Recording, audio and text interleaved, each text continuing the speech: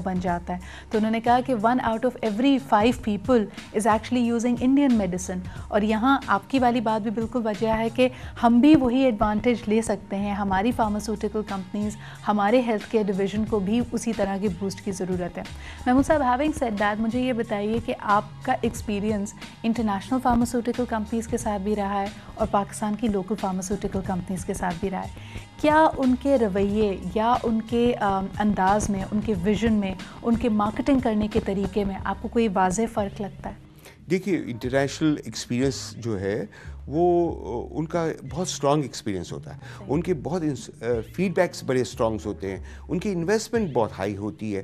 وہ ان کا ایک ویژن ہوتا ہے, پاکستان گلوبل ویژن ہوتا ہے. ان کو ورثے میں بہت زیادہ ایکسپیرینس ملتا ہے. اور پاکستان ایک بڑا خوش قسمت ملک ہے کہ یہاں کی جو ہیومن ریسورس ہے وہ ورلڈ کلاس ہے. Luckily, we have wonderful, healthcare management and marketing experts in Pakistan, جس کو پوری دنیا ریکگنائز کرتی ہے کہ they are one of the best. جیسے کہ آپ نے اکثر سنا ہوگا کہ پاکستان کے بچے باہر کے ملکوں میں جاتے ہیں تو اپنا نام روشن کرتے ہیں. تو اسی طریقے سے جب ملٹی نیشنل کمپنیز میں ان کو موقع ملا تو انہوں نے اپنی بھرپور صلاحیتوں سے ملٹی نیشنل کمپنی کے ایکسپیرئنس کو گین کیا اور اس کو پریکٹس کیا اور ان کو میکسیمم اس کا فائدہ پہنچا. یعنی وہ ان بیسٹ پریکٹسز کو اڈاپٹ کر کے اپنا ماڈل بھی اسی انداز میں بنایا. Exactly.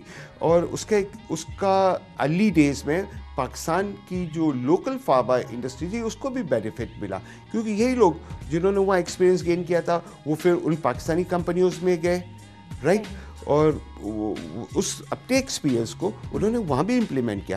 Over all health care industry میں سمجھتا ہوں دے آر آل, چاہے وہ ملٹی نیشنل ہو چاہے لوکل ہو, وہ one of the best industry in Pakistan, one of the best human resource they have. اس کو پوری دنیا ریکگنائز کرتی ہے. I think this is a very important point and we'll have to take it further, کیونکہ اس وقت اگر ہم دیکھتے ہیں کراچی, لاہور اور پاکستان کے دیگر شہروں میں بھی ہیلتھ کیئر ورکرز اور جو میڈیکل پریکٹیشنرز ہیں ان کے مظاہرے ہو رہے ہیں. ان کا ایک احتجاج ہے کہ شاید ہم واقعی ان کو اتنے اچھے طریقے سے ٹریٹ نہیں کرتے, ان کے لیے فیسلٹیز اور ان کی کریئر گروتھ کے آپشنس نہیں ہوتے. نو ڈاؤٹ کہ وہ ٹیلنٹڈ ہیں اور ہمارے ملک کا اثاثہ ہیں, لیکن ان کو جس طرح ٹریٹ کیا جانا چاہیے by the state, that is also very important. اس حوالے سے محمود صاحب کی بھی انسائٹ لیں گے, because he is work with this sector for the last many years, اور اس کے علاوہ بھی ہم باتیں بہت ساری کریں گے, لیکن اس وقت ایک چھوٹا سا بریک کے بعد واپس آئیں گے and this conversation will continue here.